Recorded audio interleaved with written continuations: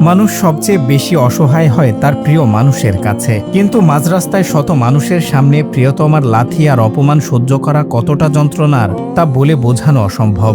সম্প্রতি ভাইরাল হওয়া একটি ভিডিওতে দেখা গেছে এমনই এক হৃদয় বিদারক দৃশ্য, যা দেখে চোখের পানি আটকে রাখা দেয়। ঢাকার এক ব্যস্ত রাস্তায় রিকশায় বসে থাকা তরুণীর সঙ্গে তর্কে জড়িয়ে পড়েন এক যুবক। ঠিক তখনই তরুণী রিকশা থেকে যুবকটিকে সজোরে লাথি মারেন। জনসমক্ষে এমন নিষ্ঠুর আচরণে পথচারীরা স্তম্ভিত হলেও যুবকের চোখে মুখে অপমানের চেয়েও বেশি ছিল প্রিয়জনকে হারানোর তীব্র ভয়।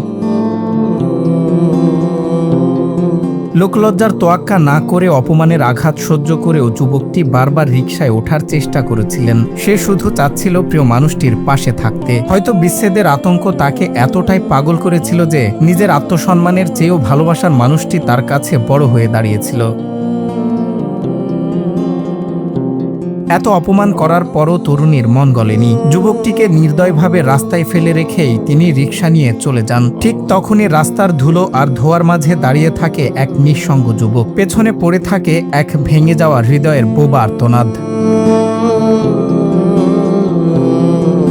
পুরুষের নীরব দীর্ঘশ্বাস অনেক সময় হাজারো শব্দের চেয়েও বেশি গভীর হয়। ভালোবাসার টানে নিজের শেষ সম্মানটুকু বিসর্জন দিয়েও শূন্য হাতে ফিরে আসার এই দৃশ্যটি নেটিজেনদের মনে গভীর ক্ষতের সৃষ্টি করেছে। আধুনিক সম্পর্কের এই চরম টানাপোড়েন আমাদের নতুন করে ভাবিয়ে তুলেছে মানবিকতা আর মূল্যবোধ নিয়ে।